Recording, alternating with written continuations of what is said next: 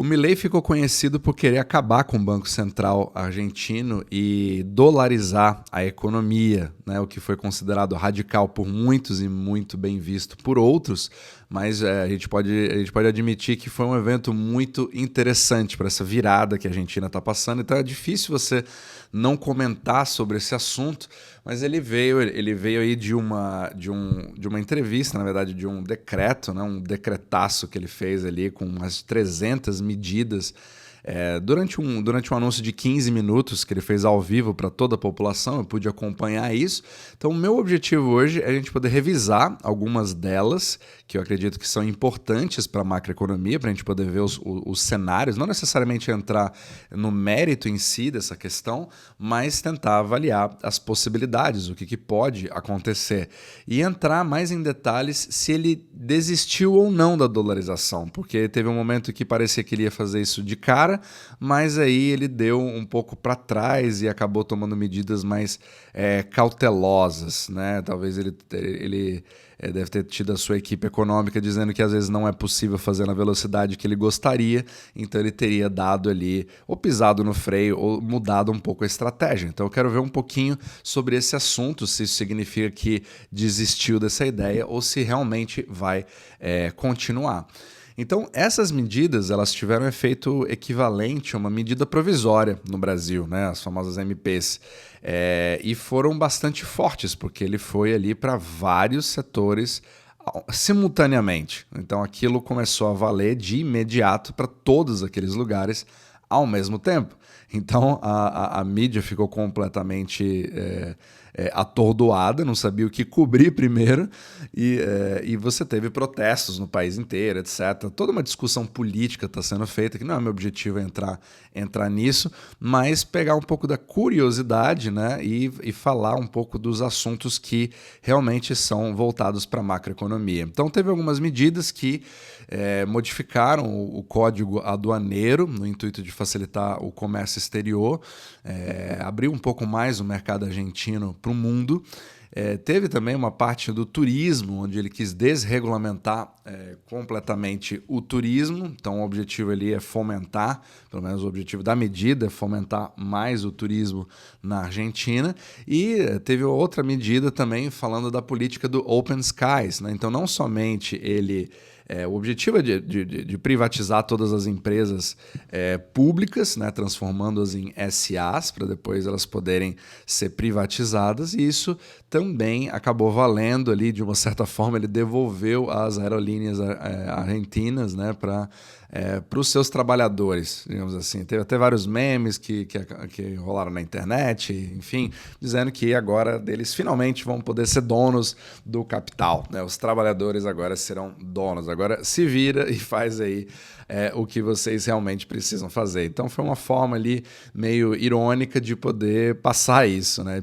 E privatizar isso. Mas o que mais importa aqui, que pode ser interessante para análise macroeconômica, é a política do Open Skies. Então, o Open Skies é a política mais aberta que existe, né, baseado em como um país se comporta no sentido de protecionismo em relação às suas empresas aéreas, ou permitir que somente algumas empresas possam atuar, algumas rotas específicas, ou você ter uma política onde você abre isso totalmente para a concorrência, ou seja, qualquer empresa de qualquer lugar do mundo pode atuar na Argentina, desde que, obviamente, ela respeite as regras, etc. Mas o objetivo disso é criar uma abertura no mercado para se criar livre concorrência, né? Então, a partir do momento que você tem mais atuantes, você consegue ter preços mais baixos de passagens aéreas, você consegue ter promoções, você consegue ter coisas que vão...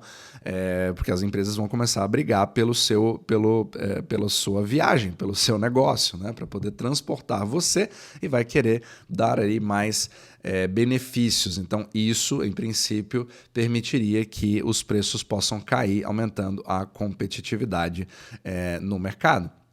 E tem outra política também, que foi bastante citada, que eu acho que ela vai ser interessante aqui para a nossa discussão, que é facilitar as transações dos aluguéis entre entidades privadas. Então, duas pessoas podem entrar em acordo comum via contrato e elas vão poder escolher praticamente como o pagamento vai ser feito, né? Então a gente tem ali o legal tender, que seria a moeda oficial do país, o peso, que muitas vezes ela está num regime obrigatório, como é o real, por exemplo, no Brasil. Então os contratos têm que ser efetuados em reais, certo? Nos Estados Unidos, isso é um pouco diferente. O dólar é o legal tender, mas você não é obrigado a aceitar o dólar numa transação. Você pode ter um negócio que vai aceitar outras coisas, certo? Então, isso existe nos Estados Unidos, o que é um pouco diferente do Brasil.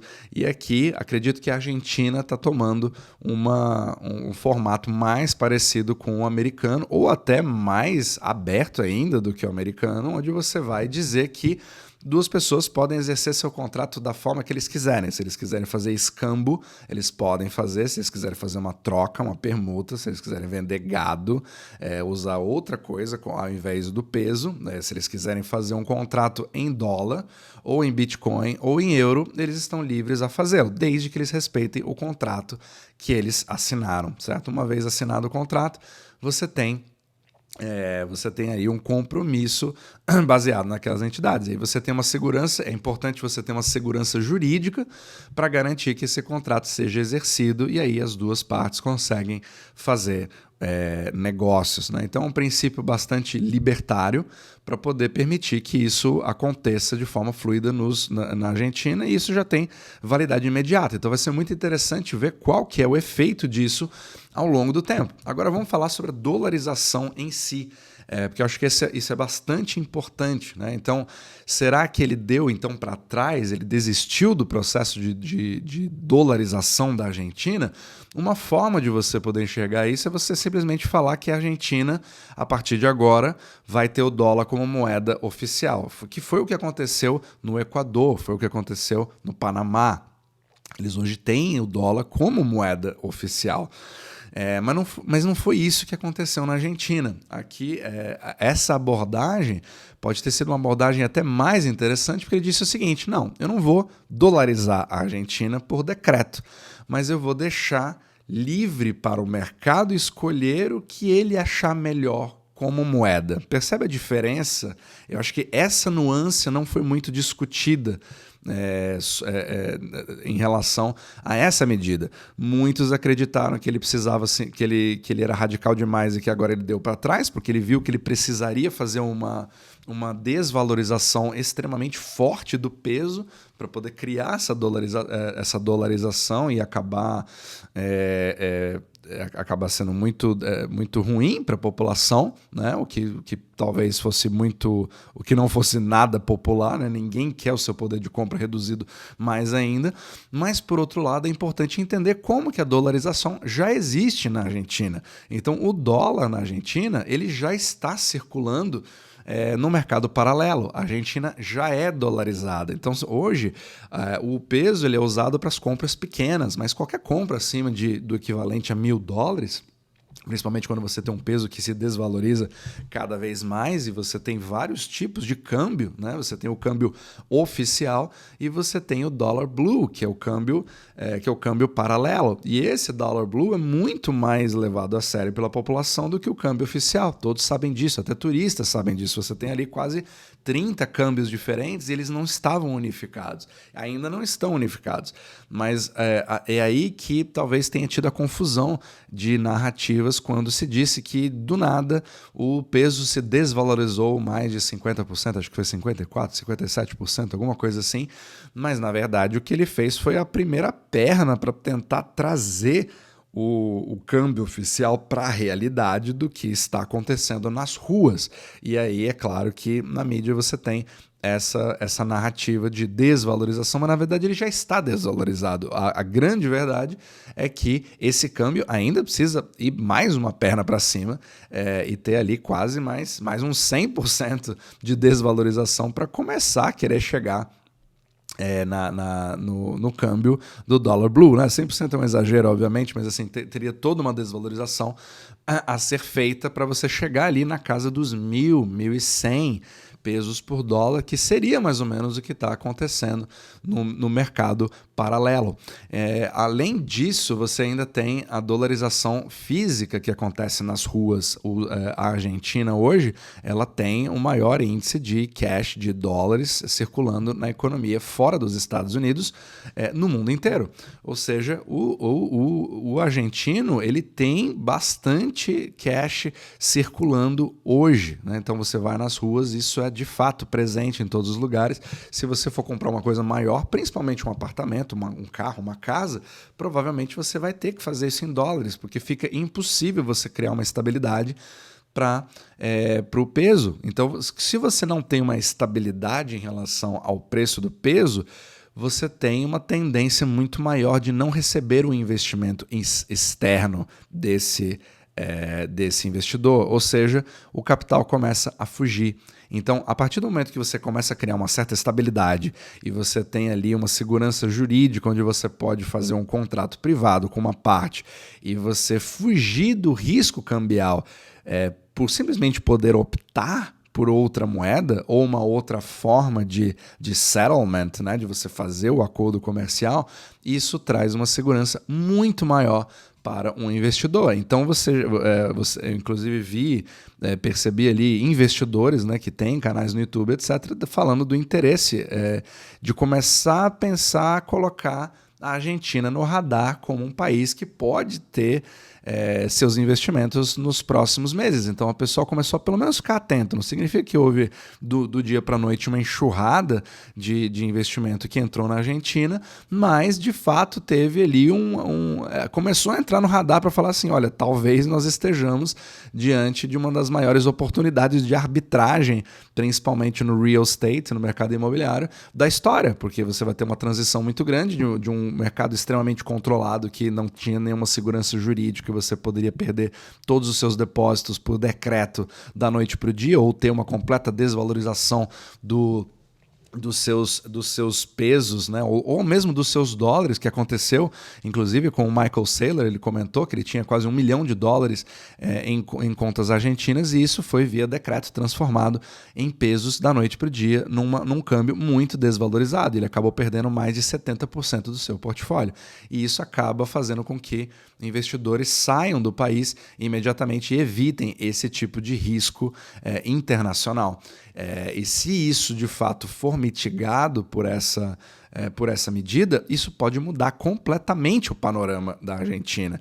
Então, principalmente quando você vê ali, eu até peguei o artigo 766 que eles colocaram na legislação, que é da obrigação do devedor. Então, o devedor ele pode entregar a quantidade correspondente da moeda designada, mesmo se essa moeda, tendo essa moeda curso legal na República da Argentina, ou mesmo que não tenha. Ou seja, houve até uma confirmação pelo Twitter que você poderia fazer o pagamento de contratos de aluguel ou até mesmo de compras de imóveis em Bitcoin, desde que ambas as partes estejam acordadas.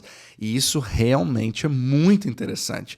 Então tendo uma abertura completa, que a gente não viu isso acontecer em outros países, vai ser interessante de ver esse estudo de caso dos próximos capítulos, porque a gente vai poder entender qual o percentual das transações que vão acabar sendo feitas em pesos, qual a transação que vai ser feita em dólar, quantos por cento vão ser feitos em criptomoedas, quantos por cento vão ser feito em ouro ou até em terrenos ou em permutas ou em trocas. Então assim, vai ser muito interessante de ver esse tipo de abertura. Então a posição dessa dolarização acaba sendo uma coisa mais escolha qual que é a principal moeda para você, deixa o livre mercado atuar e vocês vão me dizer o que vocês acham que é melhor, do que simplesmente falar, não, a partir de agora, via decreto, a Argentina vai usar a moeda, o dólar como moeda oficial e não mais o peso. Percebe a diferença dessas duas abordagens?